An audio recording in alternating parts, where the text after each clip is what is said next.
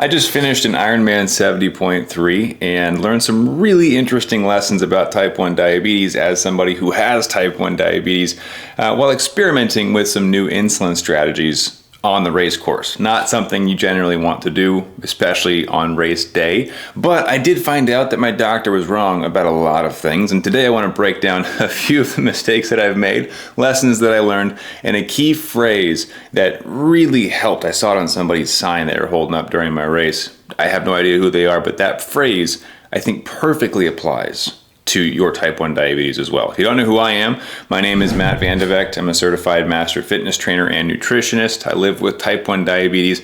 I do Ironman stuff. I haven't done a full Ironman yet, but we're getting there. But today I want to break down some really helpful lessons learned and hopefully some tips that'll help you to make diabetes a little easier as you enjoy more of your life. Let's get into our theme song and then jump into our story. Your race, your pace. This is actually my second half Ironman. My first one was back in April. It was the Oceanside Ironman 70.3 race. If you don't know what the Ironman races are, it is 70.3 miles of swimming, biking, and running. So you swim 1.2 miles, you bike 56 miles, and then you run a half marathon, or 13.1 miles.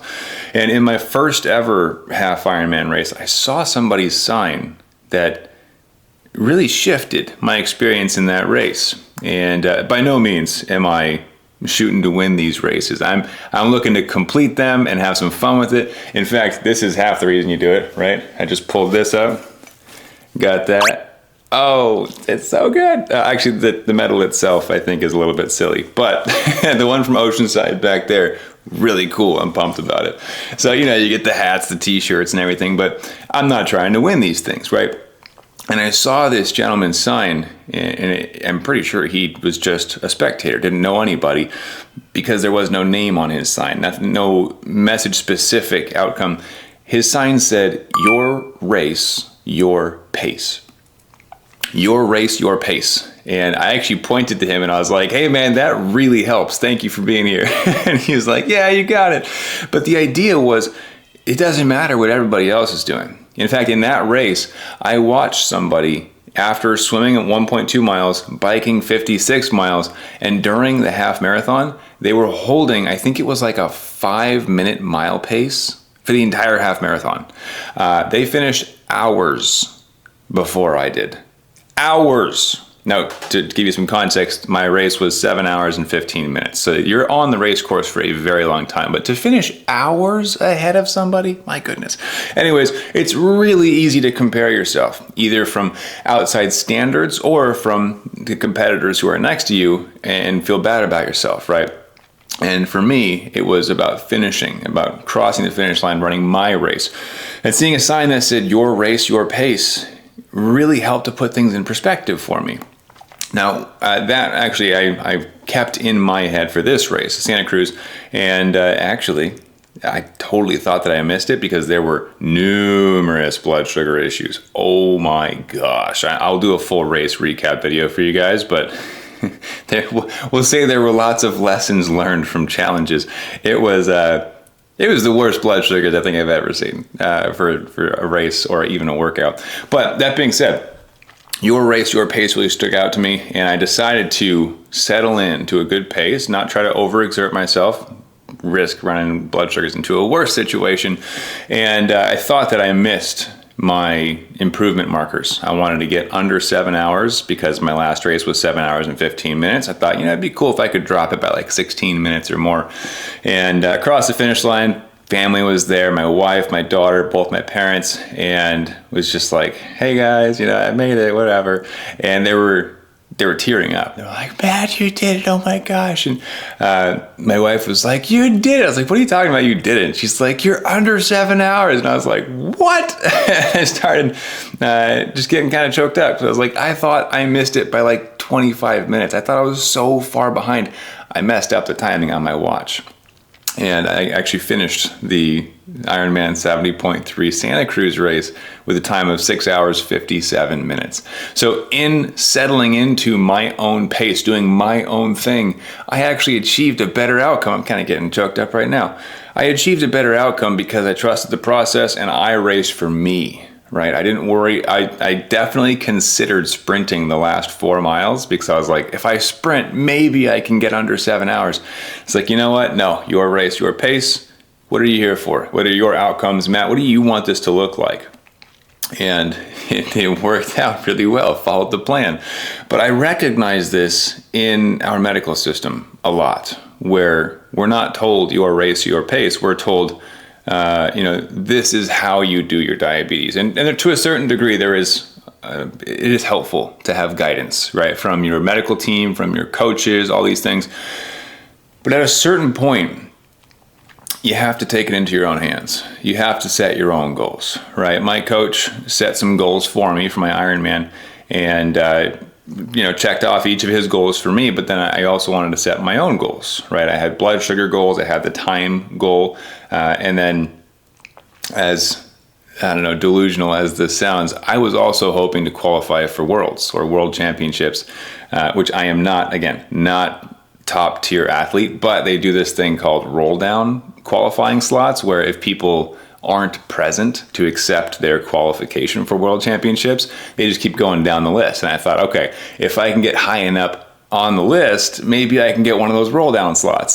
So that was my delusional goals. Like maybe I'll qualify for world championships on my second effort race, right? But setting our own goals for diabetes is critical, and first, because most of the standards that are set for us are subpar. It's embarrassing, right? It gives you an initial starting point, but that's all it is. And I think the issue is that a lot of medical teams keep the starting goal as the finishing goal. When I first started Half Ironman back in April, my only goal was to finish. I was like, I guess the second goal is don't die, right? Because I didn't know what to expect with blood sugars. And so I was like, we'll just try and keep them in range as much as possible. And I just want to finish the race, and accomplish that. And now I'm looking at, okay, how can I improve my time? How can I make better adjustments for blood sugars? And how can I improve little tweaks that are going to make the race go smoother? So it's interesting how our goals can change over time, and they should as your experience goes, right? So with diabetes, a lot of the first time goals we get are, hey, let's get your A1C to a 7. Hey, let's get your time in range to 70%. And that's pretty much it. And that's like my first race, right? Where I was like, I was going to cross the finish line and then don't die. Okay, mission accomplished. But now what? And I think that's the question that we have to ask ourselves is, now what? Or what's next, right? So when we look at challenging ourselves with diabetes, of course, celebrate your wins. Create milestones that you can check off and feel accomplished for. That's how you build momentum, is feeling progress. But also recognizing that you don't have to settle for what your medical team has given you as a template. I say that because as somebody who is, training for Ironmans, and by the way, that is not something that makes diabetes easier. It makes it significantly harder. Holy crap. Like, I'm going to be real transparent with you. It has been insanely difficult to track my changes. I see different insulin to carb ratios sometimes on a daily basis. Basal rate changes weekly. It's very difficult. I'm coming off of a couple weeks where it was just a nightmare. I'm going to be completely transparent with you. But while training for Ironman, while raising a family, while building a business, while still living my life, traveling. Yesterday was a 13-hour road trip. Because we drove to the race and drove back with a toddler. Still maintaining my time in range, right? I've had over 90% time in range for over 5 consecutive years. Every week above 90%. A1C is like a 5.9, I think, right? Like that's what's possible. I'm not saying that should be your goals, just like there are the pro athletes who are trying to finish their Ironman in 3 hours something, 4 hours something. I'm not shooting for that, right? So maybe your goal isn't to hit 90% time in range, but why not 75%? Why not 80? Why not maintain 70% while eating fun foods like pizza, burritos, pasta, going out with your family and actually enjoying life? So I think it's worth taking a second look at the goals that you set, right? And realizing that your doctor, it's a good starting point. Your endocrinologist, same thing, right? Good starting point that they're setting for us. But that doesn't have to be your goal forever, right? If my only goal is to finish these Ironmans, and let's say I've done 50 of them down the road, and I'm like, I finished 50. Yeah, that's cool. You're doing the bare minimum, crossing the finish line. But why haven't you improved over 50 different races, right? So I always look for subtle ways to improve. In our group, the Warriors Tribe Plus, which is our paid community where they get access to trainings and coaching and community and just an amazing group of people going through challenges, workshops, implementation calls, all that fun stuff. We have this concept. It's called CANI. CANI, or constant and never-ending improvement. The goal, it can be summed up in one step forward every day, right? Just little baby steps, but constantly moving forward. The second that you stop moving forward is the second you start moving backwards. There is no standstill. There is no maintain. You're either moving forward or you're moving backwards.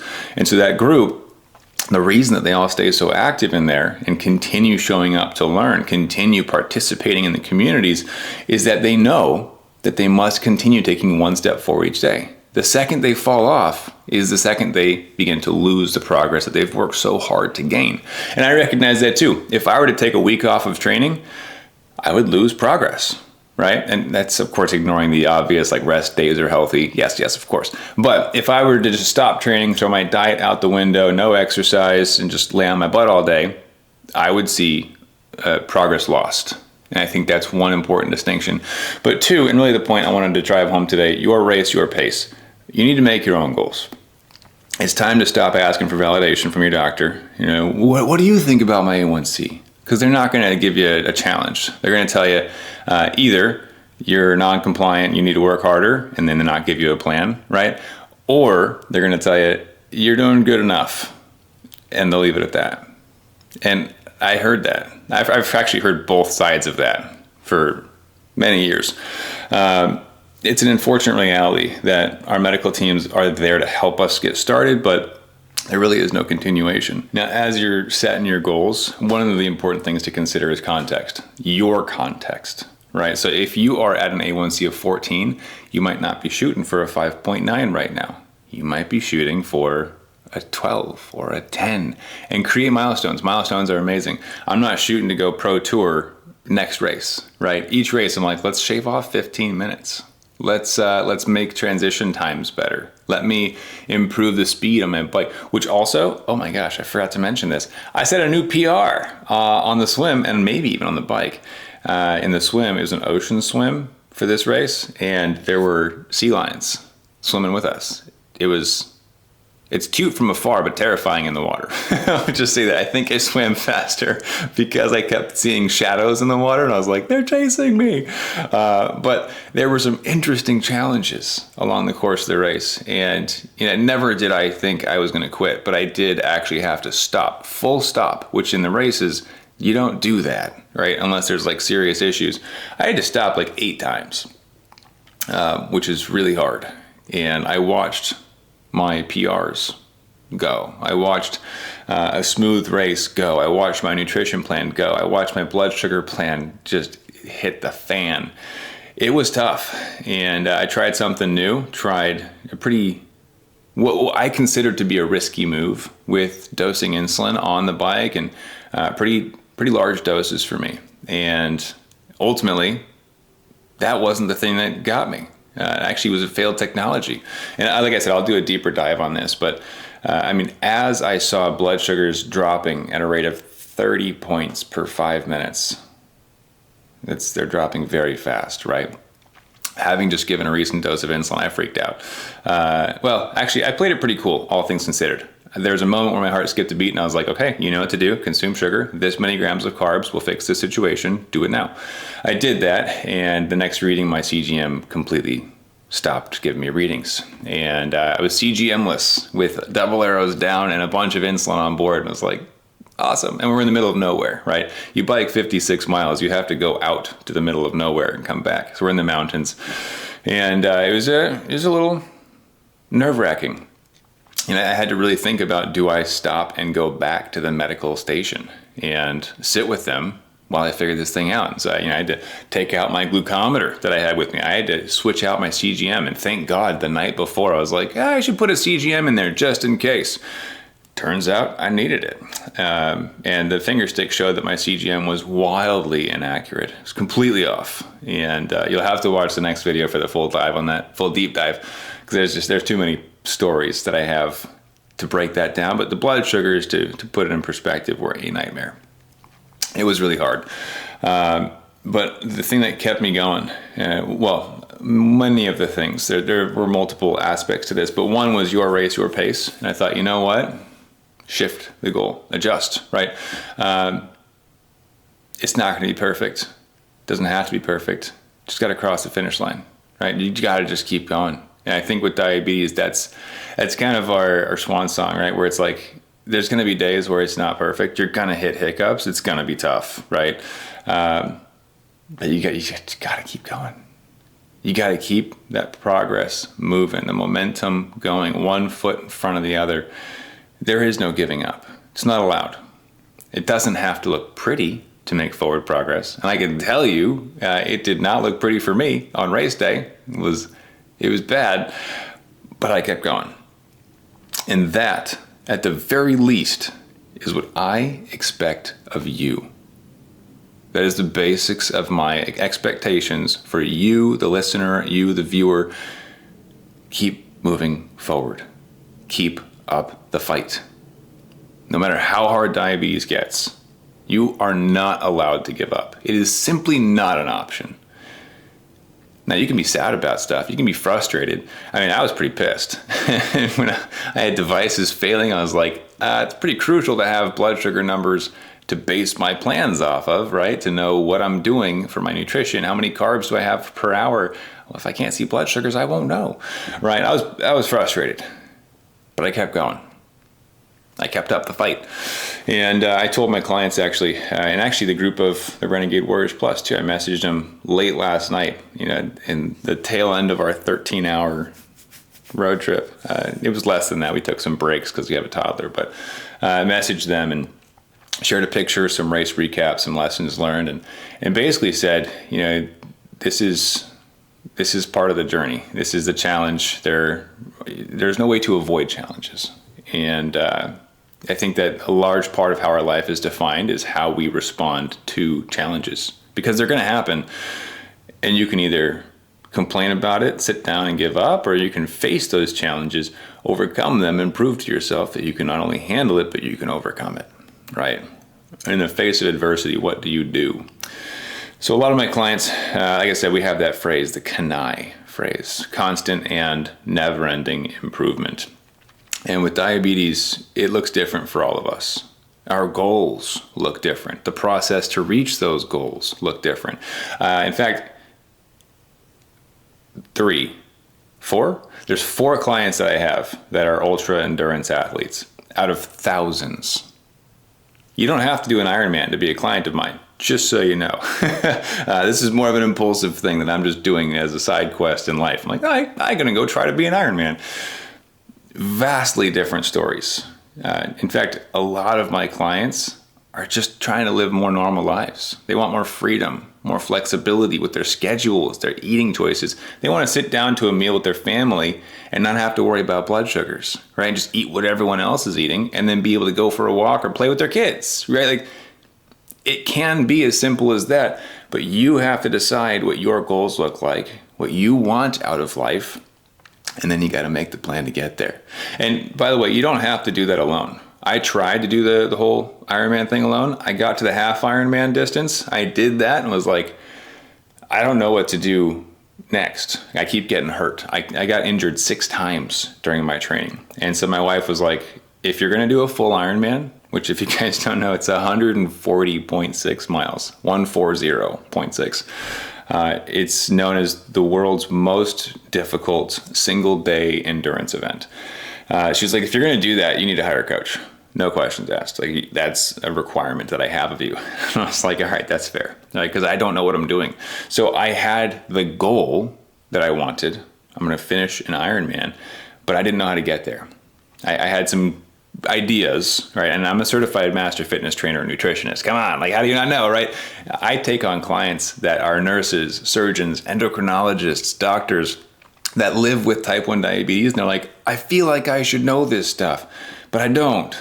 I'm like, it's not your fault, right? I feel like I should know how to train for an Ironman, but I don't. So I hired a coach. And if you're looking for help with that, you're allowed to ask for help. It's okay. You know, it might take a little bit of a hit to your ego, but it's okay. And I don't know. I wanted to give you guys some encouragement. I know diabetes is tough. I can tell you from my race day experience and the last 5 days, it's been a nightmare. It's been really hard. And you're allowed to have hard days, but you're not allowed to give up. As warriors, we continue trucking forward.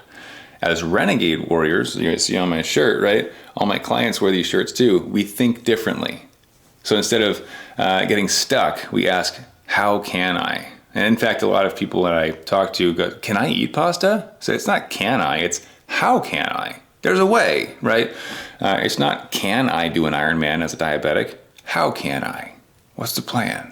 So that's where the experts come in. I hired coaches, multiple coaches to help me with that. But I think that the core of today's lesson, I want to make sure I don't forget anything, ultimately is your race, your pace, right? And making sure that you recognize that your journey looks different, and that's okay. That's kind of the point. But because of that, it does have to be personalized to you. You cannot follow a cookie cutter diet plan, a cookie cutter fitness plan, a cookie cutter insulin plan. It just will not work if you're looking for precision, right? If you want true control with your blood sugars, you actually have to personalize it. That's the difficult part.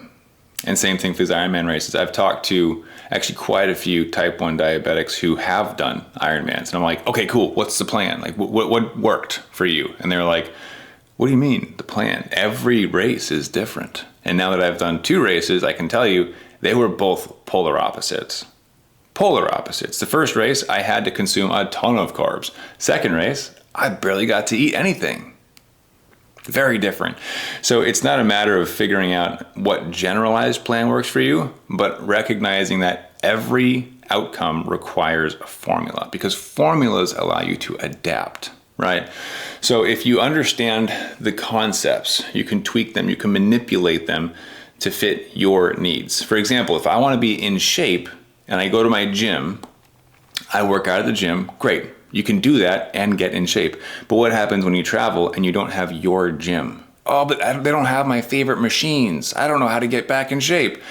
You can walk, you can dance, you can do push-ups on the hotel room floor, you can do squats while holding your toddler, right? The more you know about the topic, the more formulas you have set up, the more adaptive you can be in your approach to achieving those goals.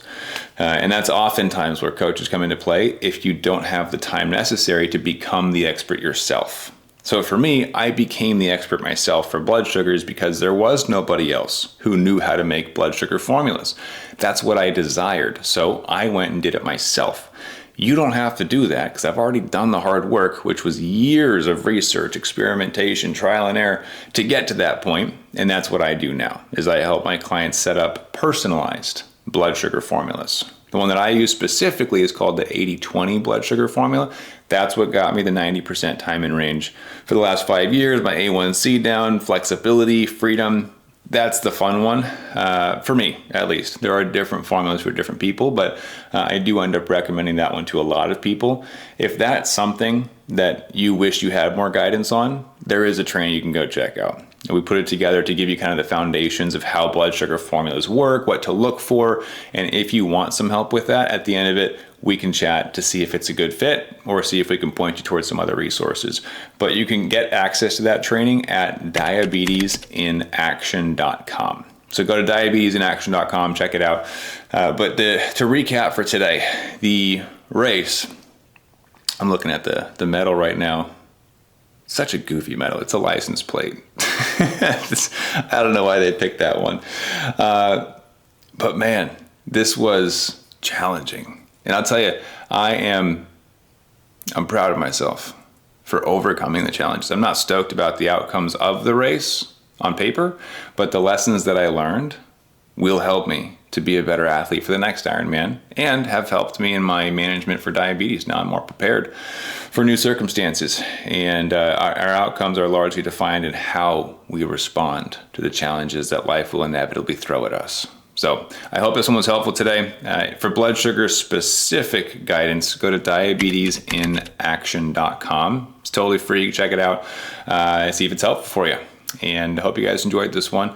And let me know in the comments as well if you guys want a more deep dive on the blood sugars themselves, like what happened during the race, carbs per hour, what dose of insulin did I give, that sort of stuff. Let me know. I'll consider making that one as a side quest for this video as well. But if you're on YouTube with us, check out the next video. If you're otherwise, please leave a review if you enjoy these episodes. Helps us to help other people when they see podcasts get reviewed. So thanks for hanging out. We'll see you guys in the next episode. And keep up the fight.